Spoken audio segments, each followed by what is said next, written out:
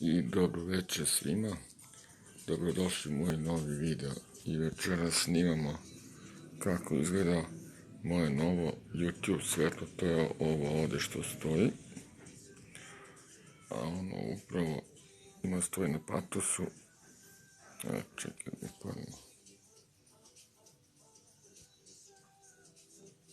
ne može da se upali sve. Ima i muziku u pozadini.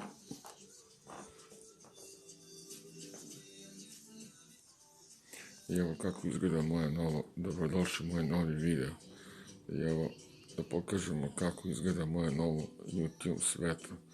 U principu se ovako vidi kada ne radi, ovo ovdje je držač. Ovdje je držač. A ovo ovdje je mali šavčić, znači ovdje se odruče za podešavanje. Što je ovo žmilje. Onda ovo je ovdje šavčić i ovo tu za podešavanje, podizanje ovog dela stuba ovdje. Ovo je isto te držač, ovdje se uglavi telefon, onda ovo može da se pomeri na ovu stranu. Onda ovaj drugi može da se pomeri na ovu stranu. Može isto ovako tamo. Znači ovaj se pomera levo desno. Kao i ovaj, znači ovaj držač, ovaj se uglavljuje ovdje sa strane. A onda ovdje iza, ove ovdje rupe što ima ovdje 6 komada, tu ilazi toplota od svetla. I ovo ovdje tu iza. A ovdje se zaglavi, ovdje može još jedan ovakav da se uglavi, ovdje može još jedan ovakav isti.